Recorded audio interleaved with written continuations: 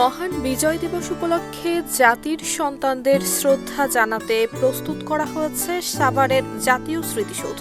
এদিন শ্রদ্ধা জানাবেন রাষ্ট্রপতি, প্রধান উপদেষ্টা, উপদেষ্টা পরিষদ, মুক্তিযোদ্ধা সহ লাখো মানুষ।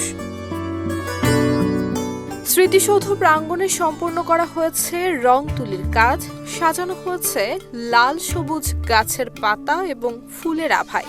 শহীদ বেদি এবং গণকবরগুলো ধুয়ে মুছে করা হয়েছে পরিপাটি। 16 ডিসেম্বর উপলক্ষে আমাদের যে কার্যক্রম সেটা আমরা 1 মাস ধরে যাবত করে আসতেছি। 16 ডিসেম্বর উপলক্ষে আমরা ফুলের কাজ করতেছি। এক একজনে এক এক কাজ করতেছে। কেউ ধোয়া মোছার কাজ করতেছে, কেউ ঘাস লাগাতেছে, কেউ গাছ ছাঁটাই করতেছে।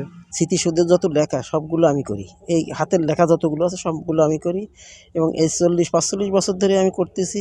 পরিষ্কার পরিচ্ছন্নতার কাজ করা হয়, আর এই যে মেশিন দিয়ে ঘাস কাটে, এই ঘাসটা আমরা এক জায়গাতে গুছিয়ে রাখি।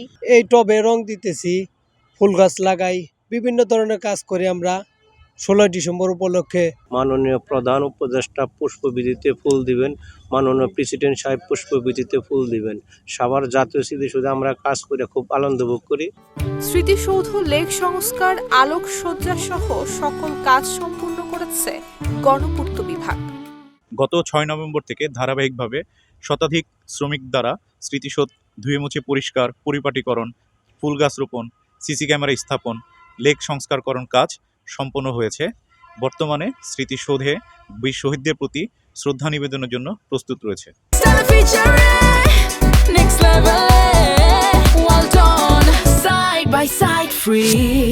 এদিকে মহান বিজয় দিবসকে ঘিরে জাতীয় স্মৃতিসৌধ প্রাঙ্গণ এবং তার আশপাশের এলাকায় নেওয়া হয়েছে কড়া নিরাপত্তা। আমরা 4 স্তরে ফোর্স মোতায়েন থাকবে 16 ডিসেম্বরের একদম শেষ না হওয়া পর্যন্ত। জনগণের শান্তি শৃঙ্খলা রক্ষার জন্যে আমাদের ফোর্স, জনগণ যতক্ষণ থাকবেন তাদের শান্তি শৃঙ্খলা রক্ষার জন্যে ফোর্স ততক্ষণই মোতায়েন থাকবে। পুলিশের পাশাপাশি 4 স্তরের নিরাপত্তা ব্যবস্থা জোরদার করা হয়েছে। 16 ডিসেম্বর অনুষ্ঠান শেষ না হওয়া পর্যন্ত জনগণের শান্তি শৃঙ্খলা রক্ষায় নিয়োজিত থাকবে পুলিশ। নুসরাত জাহান মেহেক, ঢাকা পোস্ট।